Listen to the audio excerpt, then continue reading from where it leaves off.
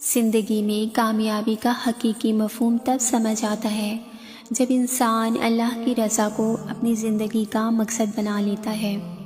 دنیا کی تمام چیزیں عارضی ہیں، لیکن اللہ کی رضا کی کوشش کرنے سے انسان کی زندگی میں سکون، خوشی اور کامیابی آتی ہے۔ اسلام ہمیں بتاتا ہے کہ اللہ کی رضا انسان کی ذاتی ترقی کا اصل محرک ہے۔ جب انسان اللہ کے قریب آتا ہے، اپنی زندگی کو بہتر بنانے کی کوشش کرتا ہے اور اس کی رضا کی کوشش میں لگا رہتا ہے، تو وہ صرف اپنی دنیا ہی نہیں بلکہ آخرت بھی سنوار لیتا ہے۔ قرآن و حدیث میں ایسی کئی نشانیوں کا ذکر آیا ہے جو ہمیں بتاتی ہیں کہ اللہ ہماری زندگی سے راضی ہے۔ اگر ہم ان نشانیوں کو سمجھیں اور اپنی زندگی میں ان پر عمل کریں تو ہماری ذاتی ترقی میں نہ صرف بہتری آئے گی بلکہ ہم اللہ کے قریب بھی پہنچ جائیں گے۔ اللہ کی رضا کی پہلی نشانی یہ ہے کہ انسان نیک عمل کرنے میں خوشی اور سکون محسوس کرتا ہے۔ جب انسان اللہ کے راستے میں نیکی کرتا ہے، جیسے کہ نماز پڑھنا، روزہ رکھنا، زکوٰۃ دینا، قرآن کی تلاوت کرنا یا لوگوں کی مدد کرنا، تو دل میں ایک خاص سکون اور خوشی محسوس ہوتی ہے۔ یہ اللہ کی رضا کی علامت ہے۔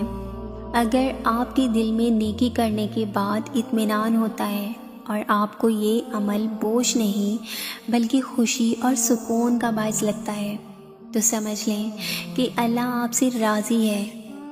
نبی پاک صلی اللہ علیہ وآلہ وسلم کا فرمان ہے، اللہ تعالیٰ نے اپنی رضا کو نیک عملوں میں رکھا ہے اور اپنی ناراضگی کو گناہوں میں۔ جب انسان اللہ کی رضا کے لیے نیک عمل کرتا ہے تو وہ نہ صرف اپنی روحانی ترقی کرتا ہے بلکہ اس کی اخلاق میں بھی بہتری آتی ہے۔ اس کا دل پاکیزہ ہوتا ہے اور اس کی زندگی میں سکون آتا ہے۔ دوسری نشانی، زندگی میں مشکلات اور چیلنجز آنا معمول کی بات ہے، لیکن اللہ کے قریب ہونے کا یہ مطلب نہیں کہ انسان کی زندگی میں مشکلات نہیں آئیں گی، بلکہ اللہ اپنے بندوں کو آزمائش میں ڈال کر ان کی سچائی اور عزم کو پرکھتا ہے۔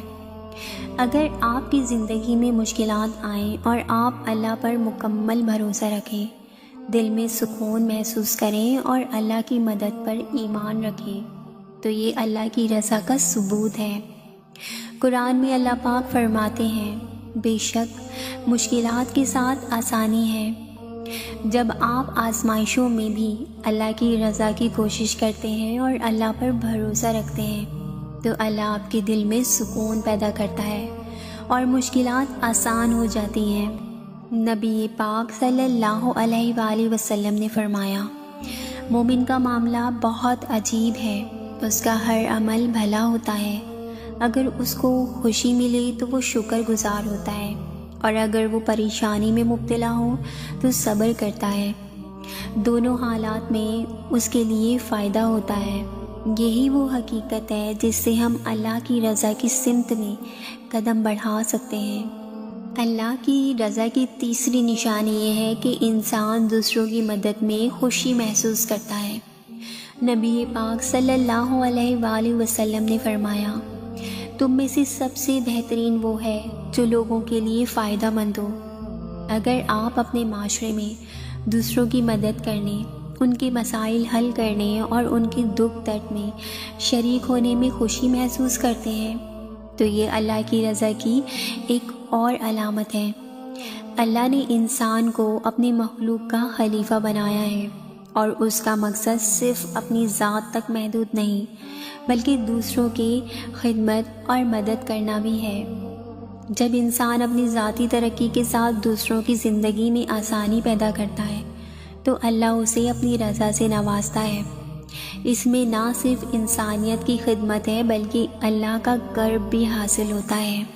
اللہ کی رضا حاصل کرنا صرف عبادات تک محدود نہیں بلکہ ہماری ذاتی ترقی بھی اس میں شامل ہے۔